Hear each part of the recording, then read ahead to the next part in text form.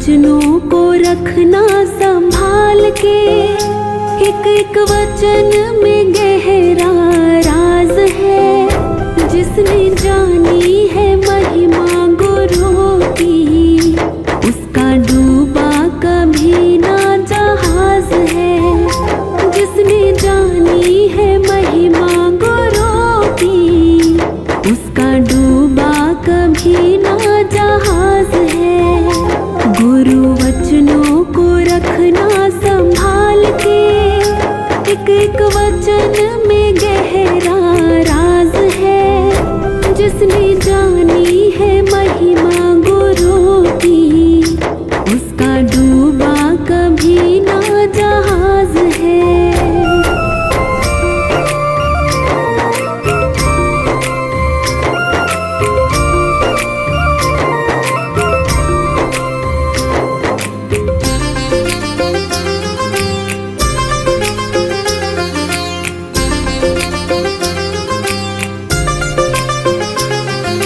दीप जले और अंधेरा मिटे ना, ऐसा कभी नहीं हो सकता।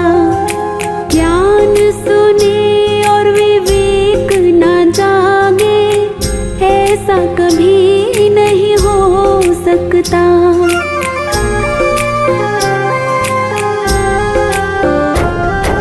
दीप जले और अंधेरा मिटे ना, ऐसा कभी नहीं हो सकता। ज्ञान सुने और विवेक ना जागे, ऐसा कभी नहीं हो सकता। जिसकी रोशनी से रोशन जहान है, वो फरिश्ता बड़ा ही महान है। जिसने जानी है महिमा गुरु की, उसका डूबा कभी ना जहाज है। गुरु वचनों को रखना संभाल के, एक एक वचन में गहरा राज है। जिसने जानी है महिमा गुरु की, उसका डूबा कभी ना जहाज है। जिसने जानी है महिमा गुरु की, उसका डूबा कभी ना जहाज है।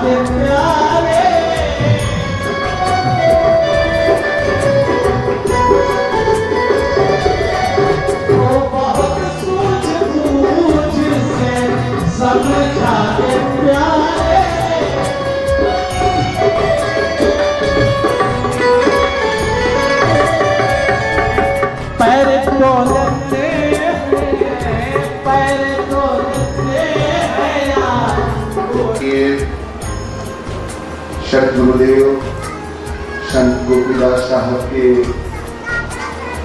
चरण कमलों में अनंत बंदगी करते हुए यहाँ उपस्थित आप सभी परमात्मा के निमी प्रेमी भक्तों को मेरी सप्रेम साहिब बंदगी साहिब।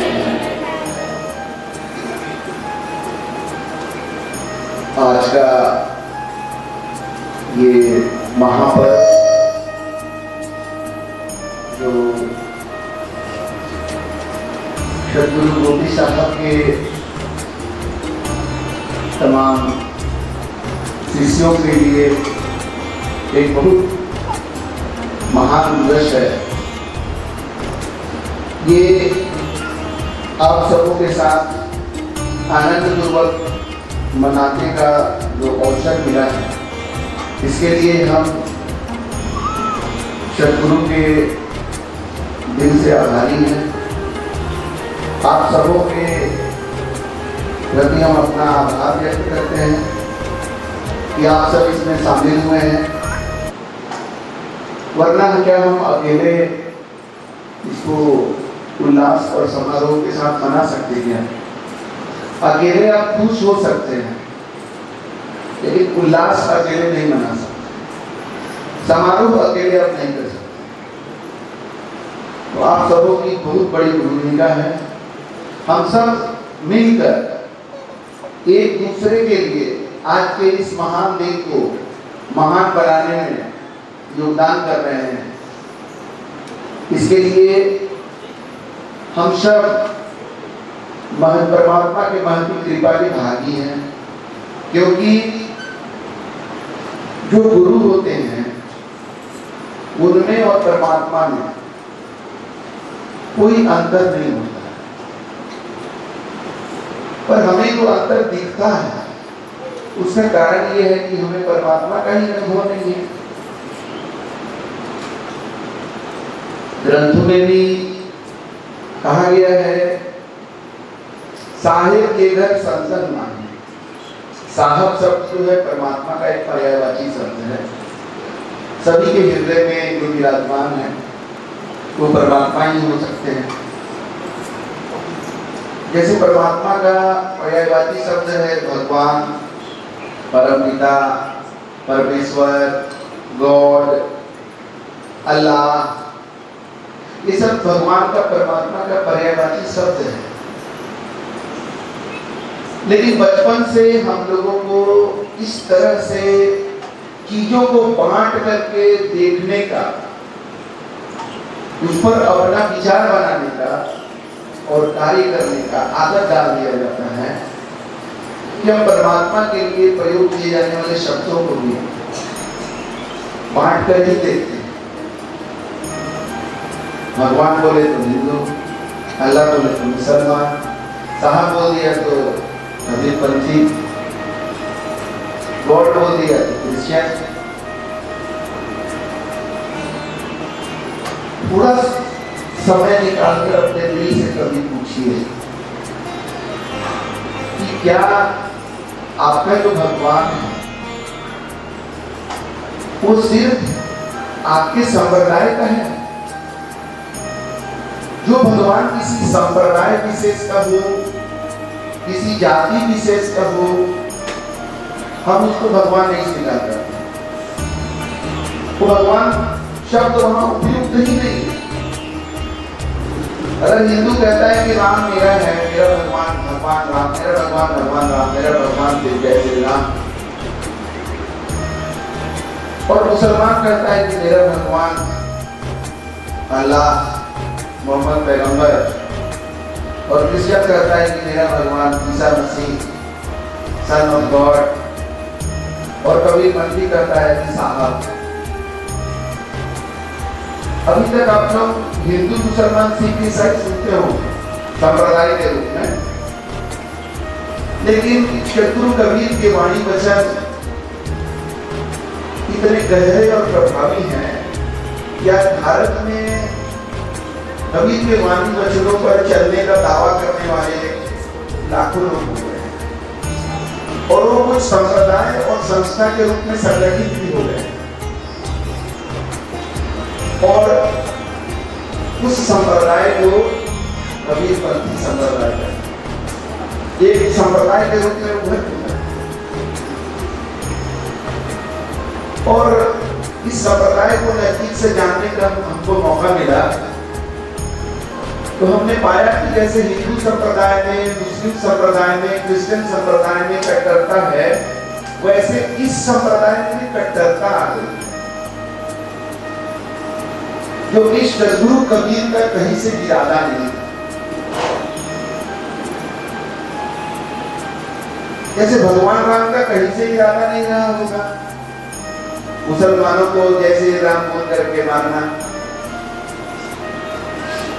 और ईसा मसीह का भी ऐसा इरादा नहीं रहा होगा। ईसा मसीह तो सभी मानव से प्रेम करते थे, बहुत प्रेम था उनके जीवन में।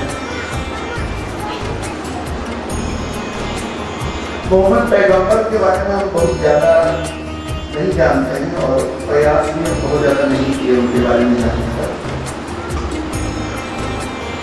लेकिन हम इतना जानते हैं कि किसी महापुरुष के लिए अगर सैकड़ों हजारों साल बाद भी कोई जीने मरने के लिए तैयार है तो इसमें कुछ गुण तो जरूर है। तो ये जो भी महापुरुष हैं जिनका आज अलग अलग संप्रदाय पूजा करता है और वो दावा करता है कि ये मेरा है, तो उसके दावा कर लेने से कोई भी भगवान किसी के प्राइवेट लिमिटेड हो सकते हैं क्या? चतुर कबीर किसी खास संप्रदाय के हो सकते हैं? भगवान राम किसी खास संप्रदाय के हो सकते हैं? वैसे ही ईसा मसीह भी नहीं हो सकते। परमात्मीय शक्ति पूरे ब्रह्मांड में जो व्याप्त है वो एक ही है। ये बात को आपको बहुत गहराई से समझना पड़ेगा। पूरे ब्रह्मांड में सत्य की एक ही सत्ता व्याप्त है। उस सत्ता को आप साहब कह सकते हैं, कोई दिक्कत नहीं है। कोई भगवान कह सकता है, कोई राम कह सकता है, कोई अल्लाह कह सकता है, इसे कोई प्रॉब्लम नहीं होना चाहिए।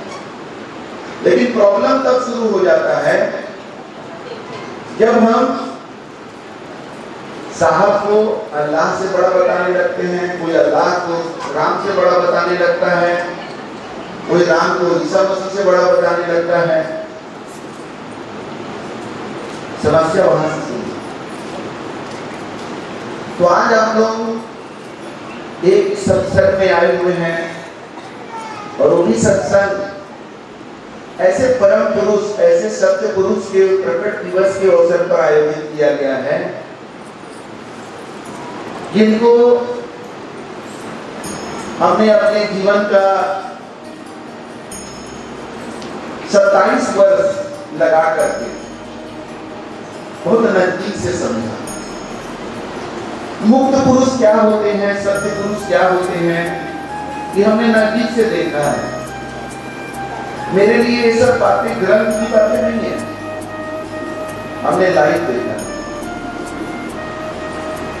तो हमारे सदगुरु सतगोपी साहेब मुक्त पुरुष हैं। वो किसी संप्रदाय से बंधे हुए न थे, न हैं और न बने।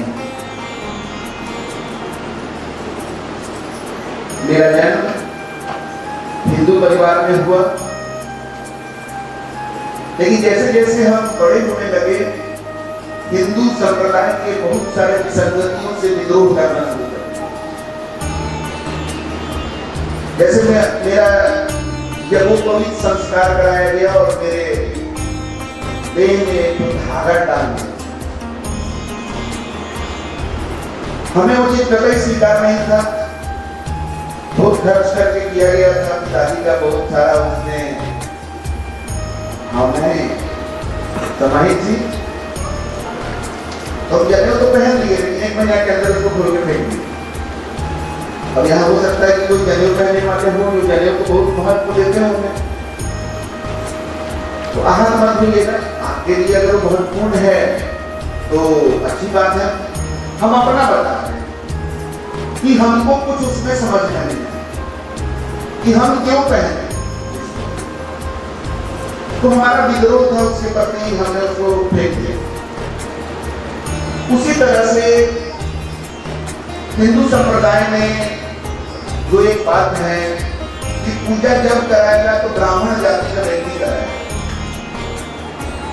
और ब्राह्मण जाति का जो व्यक्ति है उसमें वो गुण हो या नहीं, वो संस्कार हो या नहीं, उसको शायद मंत्र का भी उतना ज्ञान है या नहीं,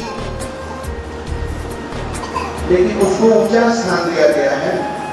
पूजा वही करा सकता है।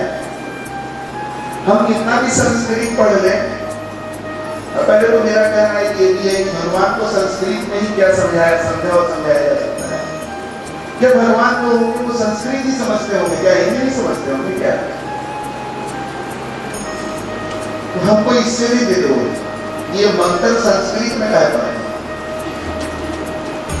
तो ठीक है, चलिए तुम पढ़ो संस्कृत में, तो हम भी अगर संस्कृत सीख जाए तो क्या हमको मंत्र पढ़ने दोगे? वो नहीं। जो ब्राह्मण परिजात में जन्म लिया है वही लोग पोथी पत्रा मंत्र पढ़ के पूजा करवा सकता है। मेरा इससे सख्त विरोध, हम इसको स्वीकार करने के लिए तैयार हैं। और मेरा अक्सर मेरे घर की पूजा कराने जो पंडित लोग आते थे, कोई अगर ब्राह्मण जाति हो तो पूरा मत मानिएगा। अब आप उस परिवार में जन्म लिए हैं, उसमें आपका कोई नहीं, हम आपको व्यक्तिगत नहीं बोल रहे, हम एक व्यवस्था के बारे में बात कर रहे हैं। तो हमारा अक्सर पंगा हो जाता था, लड़ाइयां हो जाती थी और मेरी मां बीच बचाव करती रहती थी, क्योंकि हम बर्दाश्त ही नहीं कर पाते थे उन लोग। ऐसे ब्राह्मण जाति के मेरे बहुत अच्छे अच्छे दोस्त हैं, लेकिन वो दोस्त के रूप में स्वीकार्य थे, लेकिन पुजारी के रूप में स्वीकार्य उनको नहीं। तो इस तरह से हिंदू संप्रदाय के प्रति एक विद्रोह की भावना लिए हुए हम सत्य की खोज कर रहे हैं कि क्या कोई ऐसा ग्रुप नहीं हो सकता है, ऐसा समूह हम नहीं बना सकते, ऐसे लोग नहीं हमें मिल सकते जो लोग ये सब फालतू चीजों को नहीं मानते हैं।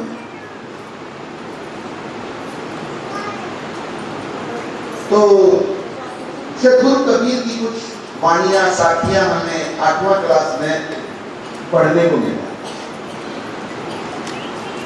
तो उनकी वाणी में जब हम देखे कि ये कह रहे हैं कि पत्थर पूजे हरि मिले तो मैं पूजू पहाड़, ताते को चक्की भली ज्योतिष खाए संसार। मुझे बड़ा प्रैक्टिकल बात बोल रहे हैं भाई, पत्थर का पूजा करते हो, इससे अगर भगवान मिलना रहता तो हम तो भाई पहाड़ का पूजा कर लेते।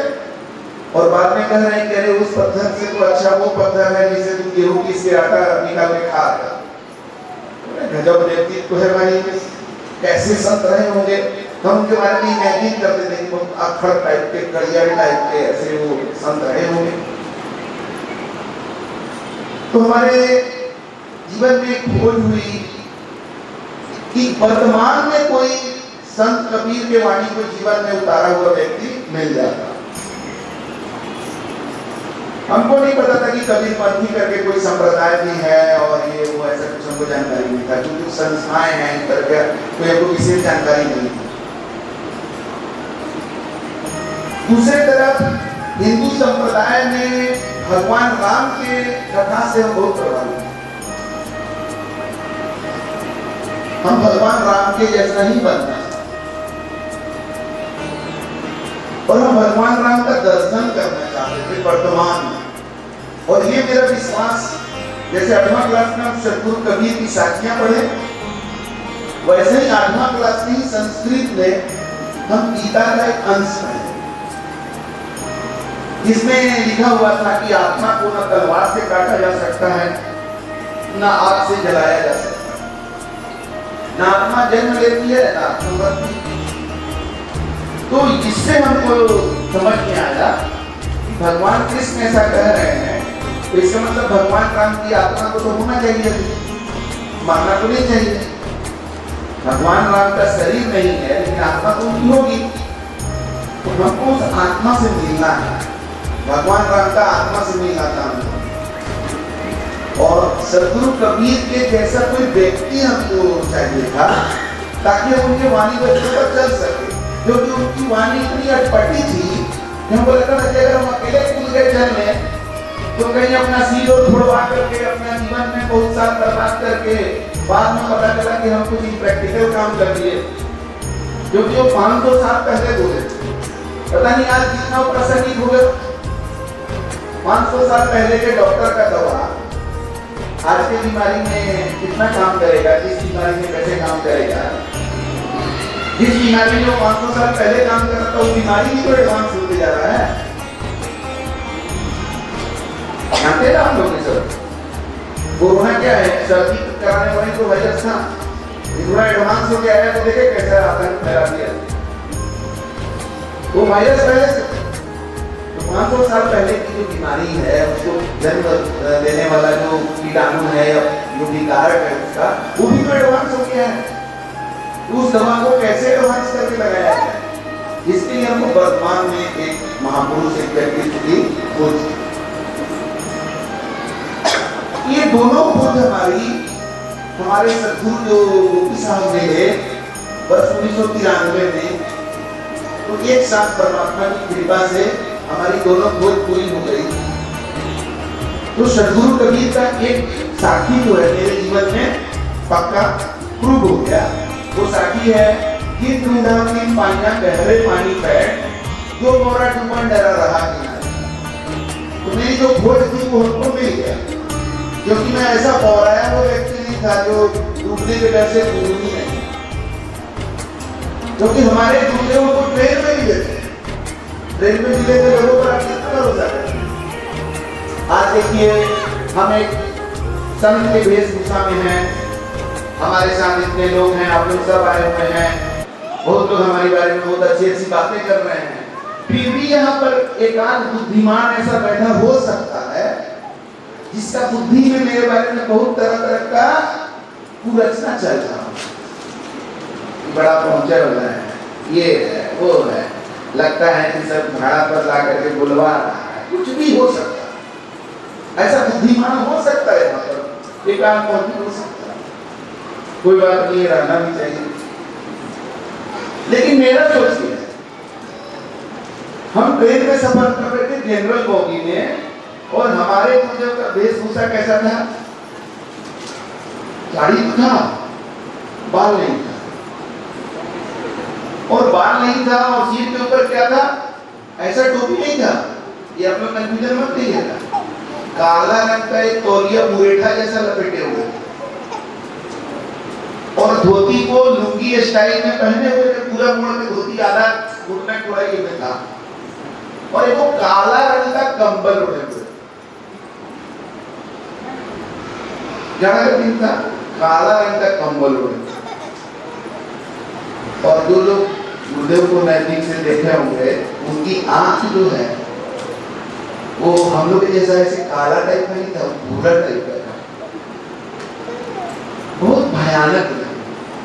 प्रथम दृष्टया बहुत भयानक। और मेरे मुंह से क्या निकल गया, हम एक दोस्त के साथ इंदौर जा रहे थे परीक्षा देने के लिए, मेरे मुंह से निकल गया, अपने दोस्त को हम बोले, देख यार बैठ गया है, डकैती होगा, बैग अपना ठीक से रखना। उसको अपना बैग संभालने बोल दिए, लेकिन हम अपना दिल नहीं संभाल सके, दिल की डकैती हो गई।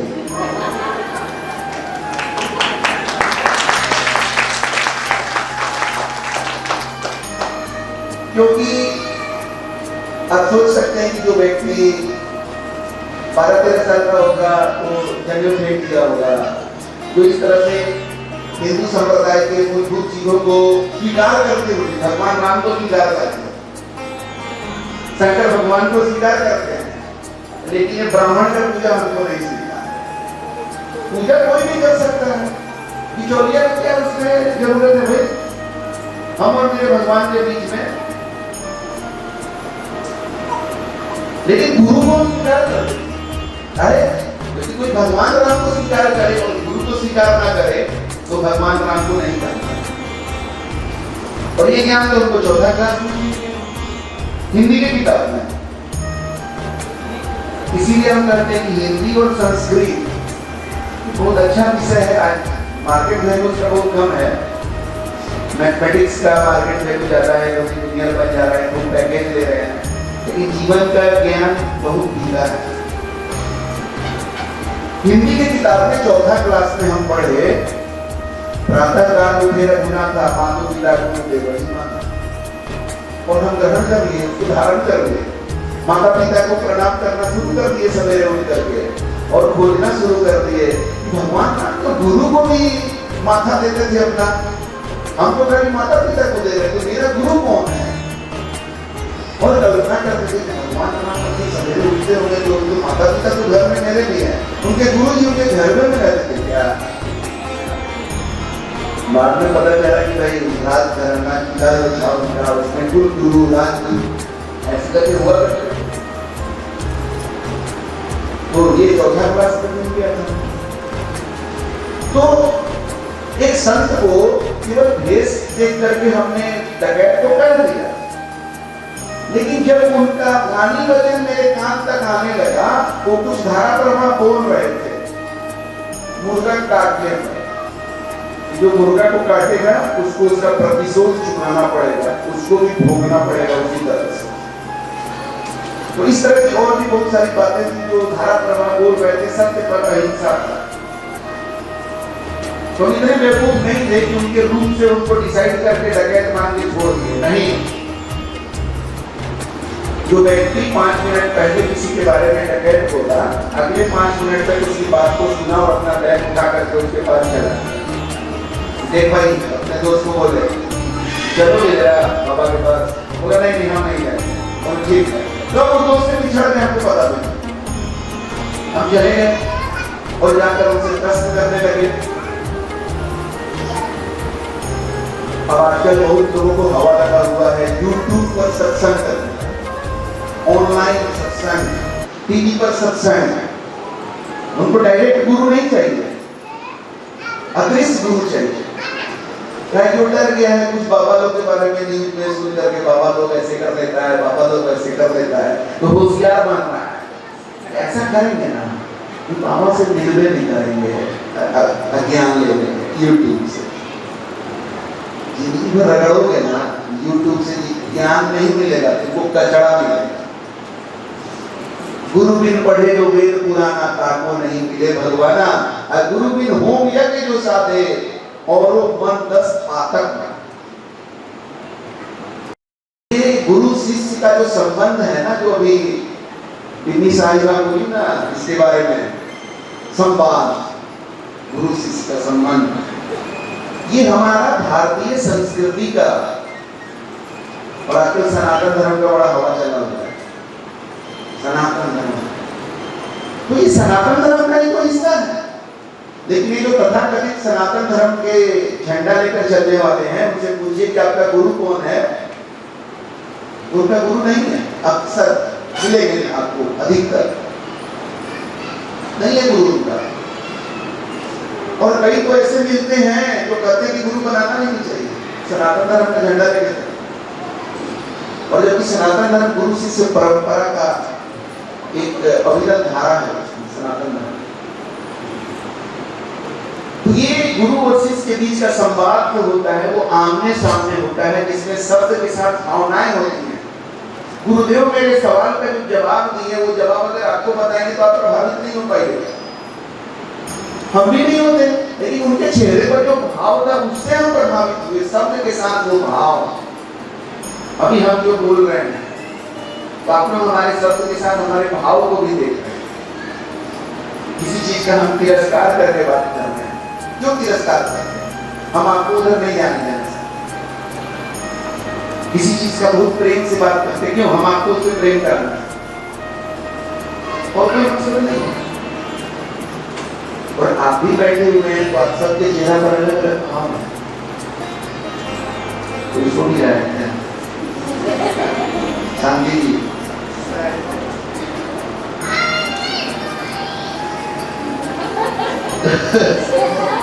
तो इस तरह से ये जो भाव का आदान प्रदान हो रहा है, अभी आप लोगों के चेहरा पर भाव आने लगेगा ना, जब बहुत हो गया आप छोड़ दीजिए, वो भाव हम देख लेंगे।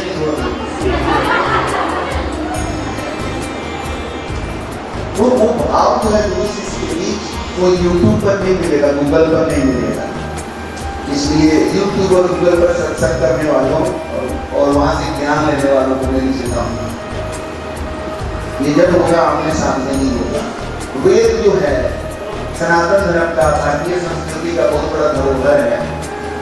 वेद शब्द कैसे बना? वज्र से बना। वेद को लिखा नहीं गया था, जिस समय वेद की रचना हुई थी उस समय वेद को लिखा नहीं गया था, बोलकर बताया जाता था। गुरु और शिष्य के बीच सालों साल से चलता रहा। तब बाद में किसी ने सोचा कि इसको लिख भी डाला जाए, बाद में लिखा गया। अब बोलते समय बोलने वाले ने किस शब्द को किस भाव से बोला, लिखते समय वो भाव शब्द में कितना आ सका, आज उसी का नतीजा है कि वेद को लेकर इतना विवाद है। उसके मायने अरे उतना तो जाने का कहाँ जरूरत है। आज हमारे जो गुरुदेव हैं उन्होंने जो चीज कहा है उसके बारे में भी उनके शिष्यों के बीच कितना विवाद है। पहले हम लोग सोचते थे कि गौतम बुद्ध चले गए उसके बाद ये जो बौद्ध धर्म है वो हीनयान और महायान में क्यों पड़ गए। उसी तरह से महावीर जैन के जाने के बाद उनके शिष्य लोग दिगंबर और श्वेतांबर में क्यों पड़ गए। अब समझ में आता है गुरु हमेशा वर्तमान में होना चाहिए।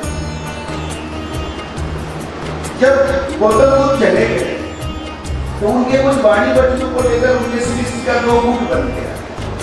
एक बोला कि गुरु जी ऐसा करने का मतलब था गुरु जी का, दूसरा बोला नहीं ऐसा नहीं था, ऐसा था। ऐसा और वैसा वाला हीनयान और महायान कर दिया। वही चीज महावीर जैन के साथ हुआ। वही चीज हमारे सदगुरु के लिए बहुत सारे शिष्य हैं, वो भी आज उनकी वाणी को अलग अलग ढंग से अपने करते हैं। भाई अब तो गुरु जी को कैसे हाजिर कर दें, कैसा गुरु जी आप ही क्लियर कर दीजिए ना, क्योंकि वो है तो प्रेजेंट, लेकिन दर्शन भक्तों को नहीं। हमारे गुरुदेव पटना बंती माँ कह तो बोल दिए थे कि बेटा ये स्वरूप को देख लो, ये मेरा परमानेंट स्वरूप है, 5 तत्वों का नहीं, नींदर। और इसका दर्शन जब अच्छा से याद करोगे तो दर्शन हो। लेकिन वो ये फैसला करने के लिए तो नहीं आएंगे ना, और इसीलिए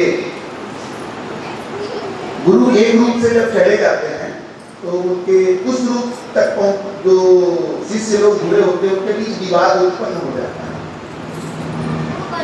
अब देखिए सदगुरु कबीर अपने वाणी वचनों को कितने सालों तक साथियों में बताते रहे, और सदगुरु कबीर इसके शरीर छोड़ने के बाद कहते हैं कि वो कमल का फूल बनकर चले गए। उसके बाद कबीर के नाम पर आज कितना सारा पंथ चल रहा है, कई शाखाएं हैं, कई संस्थाएं हैं। तो ऐसी ही एक संस्था दामाखेड़ा में है छत्तीसगढ़ में, जिसके द्वारा साल में एक बार जो सत्संग कार्यक्रम आयोजित किया जाता है उसमें हम अपने गुरु के आदेशानुसार जाया करते। तो जैसे हम हिंदू परिवार में जन्म लिए, वहां से बहुत कुछ लिए, लेकिन हमने अपने को स्वीकार नहीं किया। जब हिंदू संप्रदाय के हम अपने नहीं स्वीकार किए। वैसे ही कबीर पंथ की उस शाखा में, उसके सत्संग में अपने गुरु के कहे अनुसार जाते रहे, लेकिन हमने कभी स्वीकार नहीं किया कि मैं कबीर पंथ। उस मायने में सांप्रदायिक मामलों में सदगुरु कबीर के वाणी वचनों पर चलते हैं तो गोस्वामी तुलसीदास के वाणी वचन पर भी चलते हैं, तो क्या हम उसी पर भी कहलाएंगे। संत रविदास के वाणी वचन पर चलते हैं तो क्या रविदास पर भी कहलाएंगे? नहीं। जब हम हिंदू कहलाने के लिए तैयार नहीं है तो हम कुछ नहीं कहलाते। अदरवाइज भी हिंदू में क्या कमी है जो हिंदू नहीं कहलाएंगे? हमारे व्यक्ति तो इस जीवन में तो हिंदू परिवार में उससे कोई अच्छा संप्रदाय नहीं है, अपना नहीं मिला। हमने देखा हर संप्रदाय में, हर संस्था में अलग अलग तरह की संगतियां जो है समय के साथ उत्पन्न हो जाती है। तो हमारे गुरुदेव ने जो हमें मार्गदर्शन दिया वही हम आज चल रहे हैं, और उनका मार्गदर्शन है एक फूल, एक पिक्चर है फूल का फूल।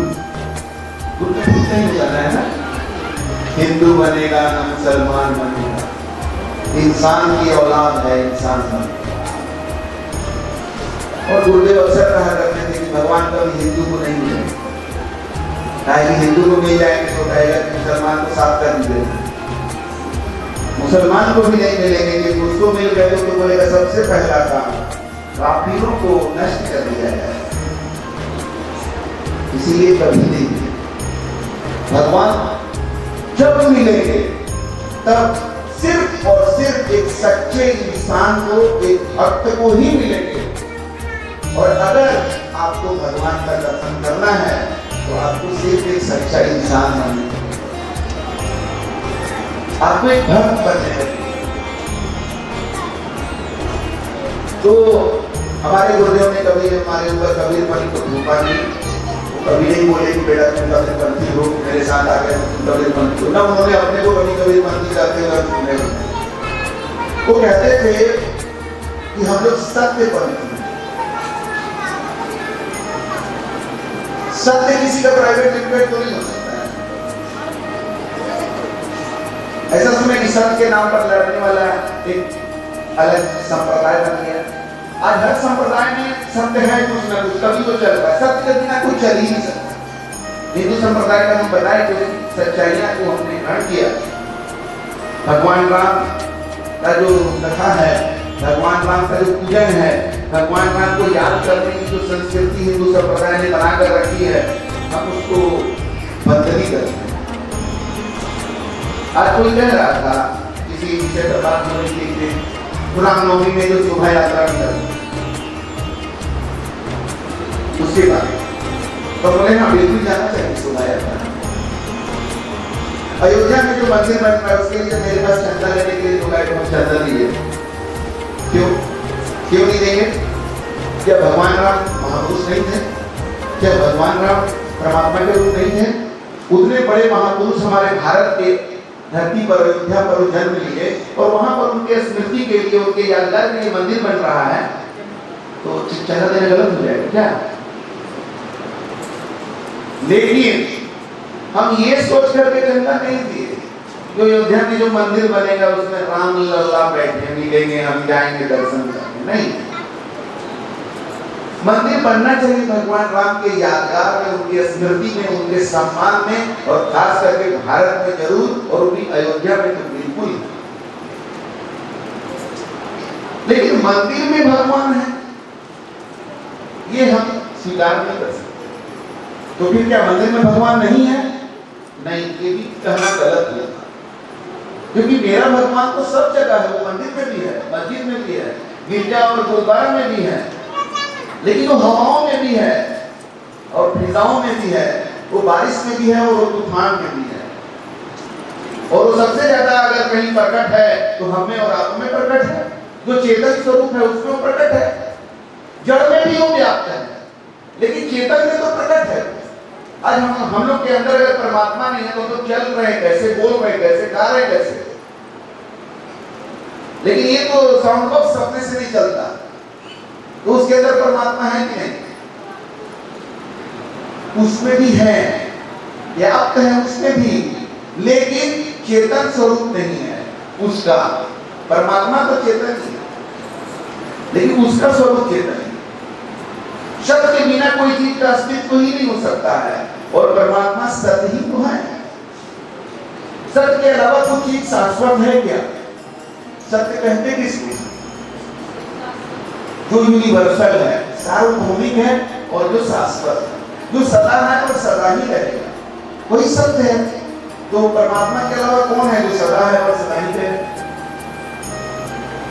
इसीलिए एक फिल्म का नाम सुने होंगे आप लोग, सत्यम शिवम सुंदरम। जो सत्य है वही तो शिव है, लेकिन वो शिव आपका वाला मतलब, अगर कुछ लोग के शिव ऐसे हैं जो सोमवार के दिन वो जल चढ़ाते हैं, और वो शिव, मेरा शिव तो अलग है। मेरा जो सत्यम शिवम सुंदरम वाला शिव है वो मेरा शिव अलग है। मेरा शिव जो है वो भगवान है, जो सब जगह व्याप्त, हर समय व्याप्त है। ऐसा कि सावन में प्रकट है, ऐसा नहीं कि मंदिर में प्रकट होते हैं। मेरे शिव जो है वो सार्वभौमिक है, और मेरे वही कबीर भी है, वही मेरे राम भी है, क्योंकि वो भगवान हो ही नहीं सकता है जो सब जगह व्याप्त न हो। वो भगवान हो ही नहीं सकता है जो सार्वभौमिक नहीं हो, जिसकी सत्ता सर्वोपरि नहीं हो, भगवान कैसे हो सकता है? सोचने वाली बात। आज के इस सत्संग से, आज के इस महापर्व के इस महान शुभ दिन में अगर हम सभी यहाँ पर एक चीज को केवल गहराई से समझ जाएं कि परमात्मा एक ही है, अलग अलग संप्रदाय, उसका नाम अलग अलग रख दिया है और वो उसको वर्गीकृत कर दिया है। ये मेरा भगवान, ये उस संप्रदाय की गलती है, भगवान की गलती नहीं है। भगवान ने कहीं नहीं कहा है कि मैं इसका हूं, मैं उसका हूं, मैं इसका नहीं हूं, मैं उसका नहीं। जिसको भी परमात्मा का सच्चा दर्शन हुआ है उसके जीवन में आप भेदभाव नहीं देखते, जैसे हम अपने गुरुदेव के जीवन में कभी भेदभाव नहीं देखते। हर इंसान के प्रति प्रेम, जो उनके प्रति भक्ति रखता है उसके लिए भी, जो नहीं रखता है उसके लिए। हम लोग कितना बार देखे कि वो रास्ता चलते कोई आ गया, खाली ऐसे प्रणाम कर दिया, इतना आशीर्वाद जैसे बादल फट गए। उनकी मर्जी। तो हमने अपने जीवन में कहा ना कि मुक्त पुरुष का दर्शन उनके रूप में किया है, शब्द पुरुष का दर्शन उनके रूप में किया है। निर्मल और निर्विकार जीवन क्या होता है हमने देखा है, नजदीक से जाना है। और उनके संगत में रहते रहते कुछ गुण तो आ ही जाता है क्या?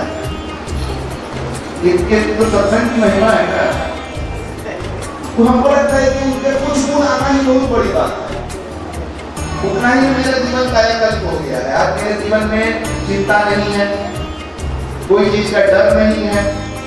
अभी आप लोग पहला सेशन में जो लोग थे उनको याद होगा, एक लड़की कहाँ है सबका, वहाँ उसको ऐसा दांत लगा और इस तरह से बेहोश हुई, उसके माँ पिता जी के तरह क्या लगा ना कि गई, क्या लगा कि नहीं? उनको नहीं लगा, सही बोल रही है, क्योंकि उनको गुरु पर भरोसा था। पिताजी कहाँ है उसके? क्या सुरेश जी आपको क्या लगा था? लगा कि गई। वो वहां उसको गोद में लिए थे और मेरे तरफ देख रहे थे कि क्या गुरुदेव अब लगता है क्या ये हो सकता है? हम यहाँ से बोले कि स्थिर थे, कुछ नहीं, अब यहाँ से उठे नहीं। और जो हमको जानने वाले लोग, हम लोग भी आगे बैठे रहे, कोई घबराहट नहीं, अफरा तफरी कुछ नहीं हुआ। वो लोग फर्स्ट सेशन में थे, उनको पता होगा। तो डर नहीं है मेरे जीवन में, गुरु की कृपा से। कोरोना पीरियड में हम लोग सैनिटाइजर नहीं लगाते थे, हम लोग मास्क नहीं लगाते थे, लेकिन हम कहीं जा रहे हैं तो कहता है नो मास्क नो एंट्री। ये वो पॉकेट में रखे रहते थे, उसमें लेके ऐसे लगाते थे, डर से नहीं। अब हम अभी ये टोपी पहनते हैं, ऊनी टोपी। अब सोचिए गर्मी का दिन में ऑफिस में पटना में कितना गर्मी चल रहा है, अब ऐसा टोपी पहन के जाते हैं तो कितना ये ऊनी टोपी, ये आदमी सही है कि बुरायक है भाई? क्या है ये, कौन है? तो कुछ घुसाता है, अरे ये तो अंडर सेक्रेटरी है वो दीपक कुमार। हाँ कहाँ हो गया इसे? तो जो थोड़ा पुराना परिचित है धीरे से कहता है ये ऊनी है कि कॉटन है? कहते ऊनी है। ऊनी गर्मी नहीं लगता है। तो हम बोलते हैं कि मास्क पहनते थे, मास्क पहनते थे, मास्क पहनते थे कि नहीं? हाँ पहनते थे। अगर तुम डर के मारे मास्क पहन सकते हो तो हम ये टोपी प्रेम के मारे पहनते हैं। और किसी को कह देते हैं कि क्या ये रोड करके बताते चले टोपी पहनते हैं, तुमको जानना है तो आओ मेरे सीट पर, समय लेके आना, अच्छा से समझाएंगे टोपी के बारे में। ऐसी ऑफिस की एक महिला जो है वो ऐसी टोपी के बारे में पूछी, उसको बोले देखिए ऐसे सवाल मत किया करिए, अगर समय है तो हमसे सवाल करिए। तो बोली हाँ समय है, हम जानना चाहते हैं। तो उसको 15 मिनट समझाया हम टोपी के बारे में। तो अभी वो मेरी आंशिक शिष्या हो गई है, आई तो नहीं है लेकिन सहयोग राशि के रूप में आने लगे तो बोलिए अभी थोड़ा बहुत चल रहा है, 1100 रुपया सहयोग राशि मेरे तरफ से रहेगा। कोई बात ये टोपी के बारे में जानोगे ना, इसीलिए अब रास्ता चलते बताते नहीं, ऐसे कर देते हैं। पहले शुरू में कुछ ऐसा जवाब दे देते, अब बोलते हैं कि क्या बने लिफ्ट में बताते हैं, ये रास्ता बता रहे हैं। इतना कैसे हल्का फुल्का चीज समझ लिया था कि गर्मी के दिन में ऊनी टोपी पहनना हल्का फुल्का बात है। आना मेरे पास समय लेकर कर बताएंगे ये टोपी क्यों पहने हैं। कुछ लोग जानते हैं, बाकी लोग बता रहे हैं। हमारे गुरुजन भी देखिए ऊनी टोपी पहने, वो हमारे हीरो हैं और हीरो का स्टाइल को लोग नकल करते हैं ना।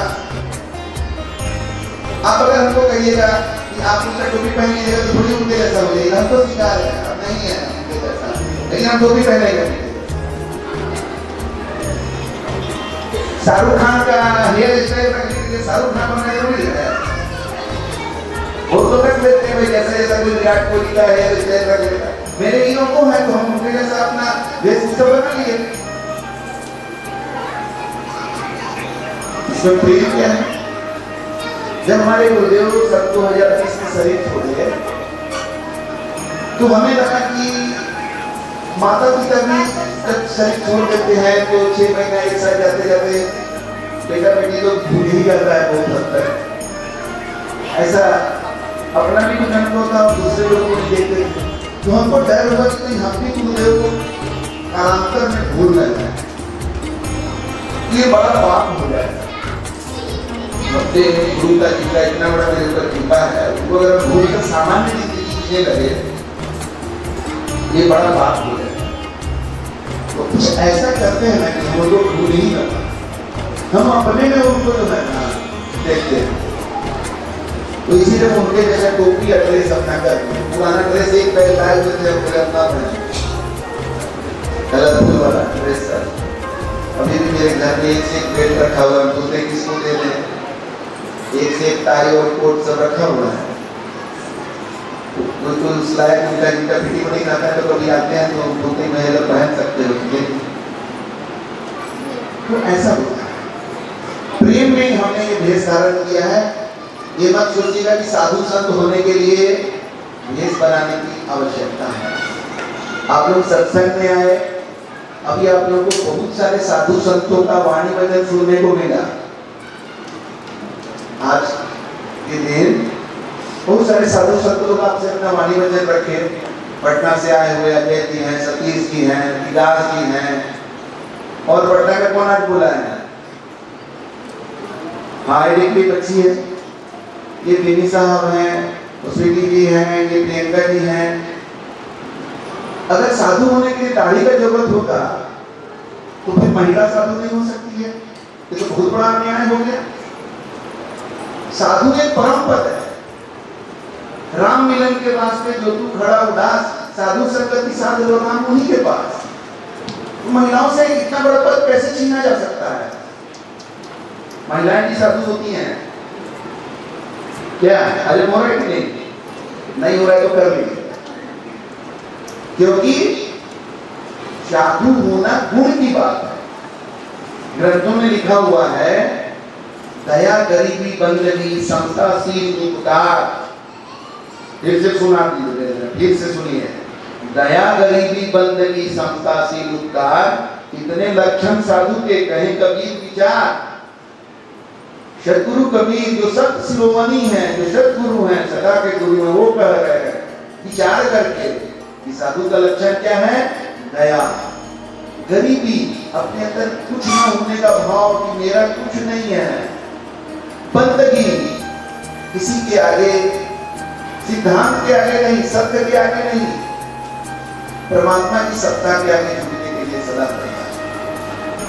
दया गरीबी बंदगी समता का भाव, शील विनम्रता उपकार।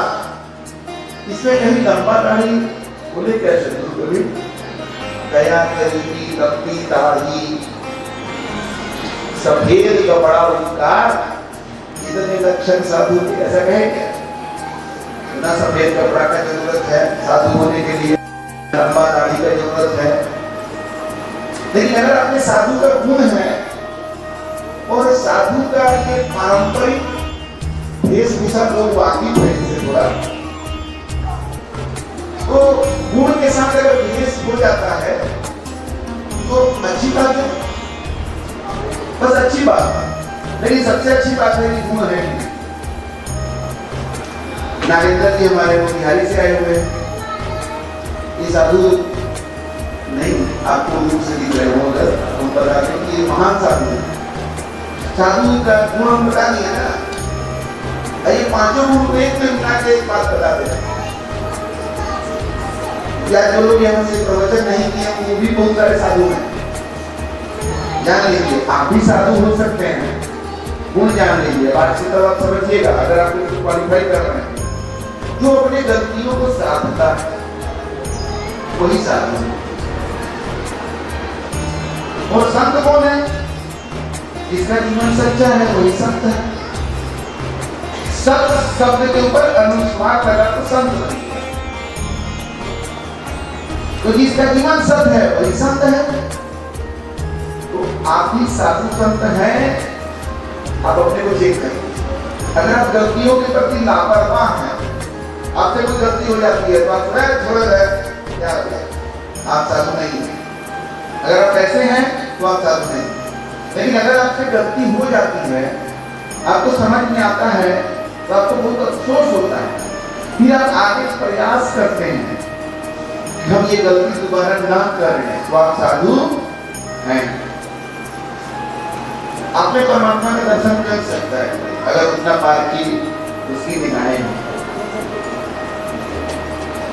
तो आज के दिन हम लोग इस ज्ञान को धारण कर लें कि परमात्मा एक है और उसके अनंत रूप, उसी अनंत रूप में ब्रह्मा विष्णु महेश राम कृष्ण जितने देवी देवता, अल्लाह, ईसा मसीह, मोहम्मद पैगंबर, सदगुरु कबीर, महावीर है, गौतम बुद्ध, सब एक ही परमात्मा के रूप। और यहाँ जो बैठे हैं हम लोग, जो बीत गया उसके बारे में भगवान मानने में कोई ऑब्जेक्शन नहीं करता। इसीलिए इस धरती को भूत लोग कहते हैं। भूत लोग यहाँ ज्यादा हैं, भूतकाल में बहुत उनको मन लगता है। तो वर्तमान में भी समझिए कि परमात्मा के रूप आप भी हैं। जब तक बोले कि भगवान राम, भगवान कृष्ण, गौतम, कबीर, ईसा, मूसा, हाँ ठीक बोल रहे हैं, तो है भगवान, तो आप क्या हैं? भगवान का औलाद भगवान ही ना हो सकता है। अगर आप भगवान का औलाद नहीं तो किसका औलाद है? अरे सब तो एक ही परमात्मा से ना हम लोग सब निकले हैं जी। तो हम सब तो परमात्मा के अंश हैं। अब देखिए बात हम बोलेंगे तो नहीं, कुछ लोग को लग जाएगा, आप इसको गोस्वामी तुलसीदास से थोड़ा मदद ले लेते हैं। रामचरितमानस में गोस्वामी तुलसीदास ने कहा है, ईश्वर अंश जीव अविनाशी। जीव हम लोग सब सजीव हैं कि नहीं? आप अपने को सजीव मानते हैं ना? सजीव किसको कहते हैं? जिसमें जीव होता है। तो इसका मतलब आप अगर सजीव हैं तो आपके अंदर जीव है। अब गोस्वामी तुलसीदास रामचरितमानस में बता रहे हैं कि जीव क्या है। तो क्या बता रहे हैं? ईश्वर अंश जीव। जीव क्या है? ईश्वर का अंश। और उसका क्या गुण है? ईश्वर अंश जीव अविनाशी। ईश्वर अविनाशी है कि नाशवान है? सब्जी के तरह। पालक साग आज लाए एक सप्ताह में, दूध लाए फ्रिज में रखने में देर हो गया, ज्यादा तो फिर गया। ईश्वर अंश जीव अविनाशी। ईश्वर अविनाशी है। और जो अविनाशी कौन हो सकता है? जिसका जन्म नहीं हुआ। जिसका जन्म होगा जरूर मरेगा, जिसका निर्माण हुआ उसका जरूर विनाश हो। तो अविनाशी वही हो सकता है जो जन्म नहीं लिया, और जो अजन्मा है वही तो परमात्मा है। जो सदा से है वो सदा रहेगा, वो जन्म ही नहीं लिया तो मरेगा। उसी को सत्य कहते हैं। सत्य का जन्म नहीं है, वो है। सत्य क्या है? जो है। और सदा रहेगा, सदा से है। ये शरीर सत्य क्यों नहीं है? क्योंकि ये सदा नहीं था और सदा नहीं रहेगा। सत्य है, सदा से है और सदा है, तो सिर्फ और सिर्फ परमात्मा ही हो सकता है। और उसी परमात्मा का एक अंश हमारे अंदर जीव के रूप में, तभी हम सजीव हैं। वो अविनाशी है, वो मरने वाला नहीं है। तो अब आपके अंदर दो पार्टी हो गया, एक पार्टी ईश्वर का अंश हो गया और एक पार्टी ये शरीर हो गया आपका। एक जीव है चेतन और एक जड़ है ये शरीर। अब दोनों में से कौन पार्टी का मेंबर रहिएगा? तय है। अगर शरीर के पार्टी में रहिएगा तो एक दिन मर जाना है, क्योंकि शरीर तो मिट जाएगा। आप अगर शरीर हैं तो एक दिन मर जाइएगा तो खत्म हो गया। लेकिन आप अगर जीव हैं तो आप अविनाशी हैं, कभी नहीं मरने वाले हैं। उसी की बात है कि नहीं? थोड़ा सोच लीजिए कि हम तो कभी मरने वाले नहीं हैं। शरीर मिट सकता है, जैसे बोले कि हमारे गुरुदेव आदमी रूप में है, लेकिन 5 तत्व का शरीर के रूप में नहीं हो। 5 तत्व का शरीर को तो हम लोग सांडी ग्राम में जाकर के मिट्टी में ये कर दिया अंतिम क्रिया। लेकिन वो 5 तत्व के शरीर का किए, गुरु का नहीं कर सकते आप।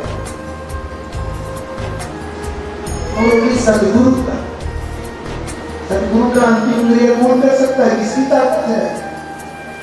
वो सदगुरु सदा है, सदा से है और सदा रहेंगे। अब है कि हमें उनका अनुभव कैसे होगा, उनका साक्षात्कार कैसे होगा। तो इसके लिए हमें गुरु का द्वारा दिया गया नाम का सुमिरन करना है। नाम सुमिरन से कैसे हो जाएगा?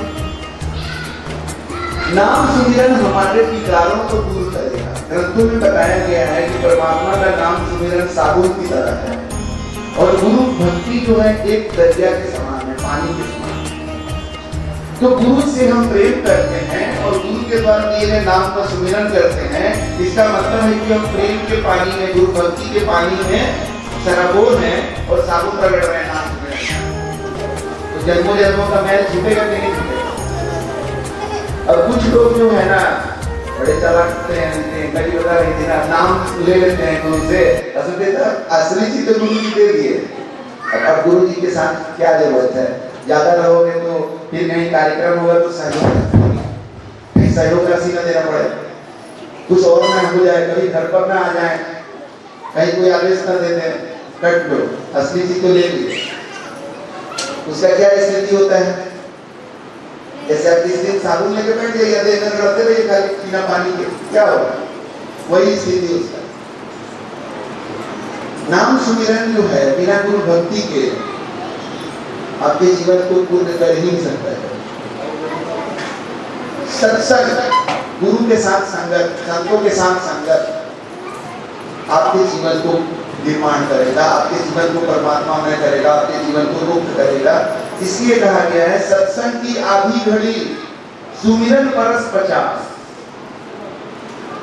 सत्संग का आधा घड़ी 50 वर्ष के सुमिरन के बराबर है। इस तरह से जैसे वर्षा बरसे एक पहर जो है, अगर मूसलाधार बारिश हो जाए तो जमीन में इतना पानी हो जाता है कि वो साल भर का राहत हो जाता है। वर्षा बरसे एक पहर राहत 12 मास तक का राहत हो जाता है। सत्संगत और हरि कथा तुलसी दुर्लभ दोए, शुद्ध तारा और लक्ष्मी है तो पापी को। सत्संग जो है दुर्लभ चीज, संत मिलन और हरि भजन, दया दान उद्धार, तुलसी इस संसार में 5 रत्न है साथ। बहुत सारे लोग हैं, खास करके महिला लोग के लिए ज्वेलरी बहुत इंपॉर्टेंट होता है। तो भी आजकल पैसा बढ़ गया है तो सोना उतना भी स्टेटस सिंबल नहीं है। डायमंड का कितना रिंग और ये है आपके पास। अब गलती से अगर ऐसी महिला कोई सत्संग में आ गई है तो हम बोलने जा रहे हैं कि सोना और हीरा ये सब तो कंकड़ पत्थर के समान है। सोना एक मेटल है और हीरा कार्बन का रूप है। कोई इकट्ठा करते रहो, कोई काम आने वाला नहीं है। बस खुश रहो, खास करके पड़ोसन को जला करके या गोदली को जला के खुश रह सकते हो, इससे और कोई खुशी मिलने वाला नहीं है। खुशी मिलेगा जब तुम्हारे जीवन में सच्चा रक्त होगा। और सच्चा रक्त के बारे में रामचरितमानस में कहते हैं संत मिलन हरि भजन, परमात्मा के नाम को भजना। हरि भजन को नहीं, ज्ञान हरि बाबा का भजन मत समझिए। अभी जब ये भजन गा रहे थे, सांसों पे सांसों की, वो तो पूरा फोकस थे अपने सुर ताल किसके, क्या उस समय सांसों पर सुमिरन कर रहे थे? सामने है, पूछ लीजिए। लेकिन यहाँ मौजूद कुछ लोग होंगे जो उस समय सांस पर सुमिरन कर रहे। भजन गाना एक चीज और भक्ति एक अलग। तो हरि भजन जो गोस्वामी तुलसीदास बोले हैं वो ज्ञानधारी बाबा वाला भजन नहीं है। वो भजन है हृदय में परमात्मा के नाम को भजना। श्वास श्वास पर नाम लो, वृथा श्वास न जाए, ना जाने इस श्वास को आपन हो न हो। वहां वो जीवन चाहिए जहाँ श्वास पर नाम चाहिए, हृदय में सुमिरन हो। तो संत मिलन और हरि भजन, दया दान और उपकार, ये रत्न है। ये रत्न कितना जमा किए हैं आज तक, कितना नाम सुमिरन किया है परमात्मा का। एक सांस ऐसा गया जिसमें नाम सुमिरन हुआ, वही आपकी कमाई है, वही रत्न है, वही काम आएगा, बाकी सब बेकार है। हो सकता है किसी का आयु और छोटा कर दे वो सब रत्न, जिसके पास ज्यादा ज्वेलरी रहता है, बुढ़ा जाता है, तो उसकी बहू को लगता है कि जल्दी मर्यादा मिल जाते हैं।